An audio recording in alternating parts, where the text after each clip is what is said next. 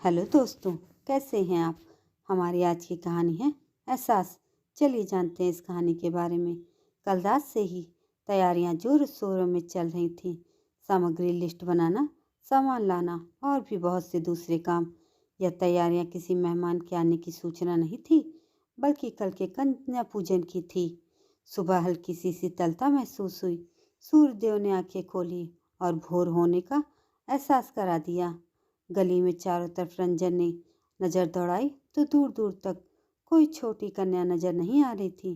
हार कर वह सुमेश चाचा की पान की दुकान पर पहुंचा और उसने आग्रह किया, चाचा, आपकी नज़र में इधर कोई कन्या हो पूजन के लिए तो बताना।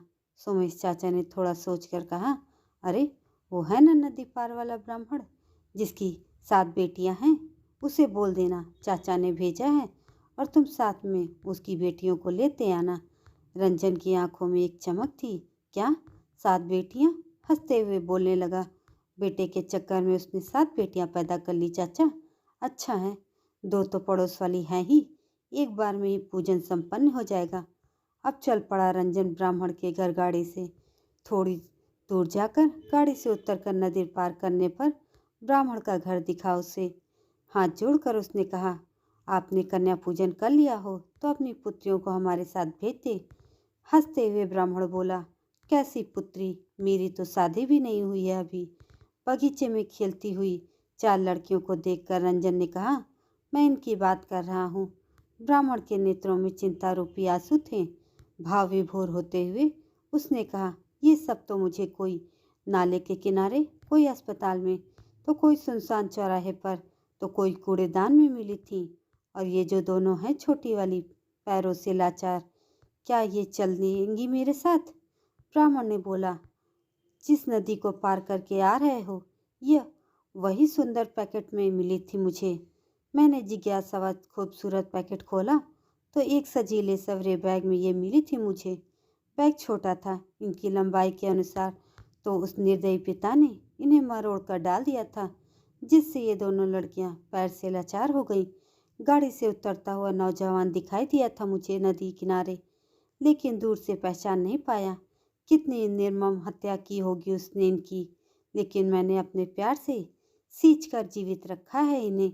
रंजन अंदर ही अंदर घुट रहा था। उसकी आंखों में के आगे 7 साल पहले की कहानी घूम रही थी। चक्कर सा महसूस हो रहा था उसे, कैसे वो 7 साल पहले बेटे के लोभ में नदी किनारे अपनी ही नवजात बेटियों का निर्दयता से पैर मरोड़कर एक सजीले बैग में फेंक आया था, ताकि किसी को भी शक न हो कि उन्हें 2 नन्ही सी कलियों को उसने खिलने से पहले ही मरोड़ दिया। किसी तरह उसने दिल पर पत्थर रख मन को मजबूत किया और सबको घर ले आया। वह और उसकी पत्नी आदर सहित कन्याओं को पूजा के लिए बैठाकर पांव पखारे, चुनरी ओढ़ाई, महावर लगाया और भोग ग्रहण करने के लिए दिया। आखिरी में सभी का पैर छूकर आशीर्वाद लिया।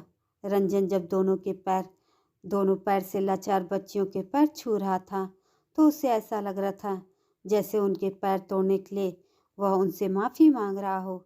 जिस बेटियों को वो फेंक आया था, आज उन्होंने ही अपनी कीमत का एहसास करा दिया उसे।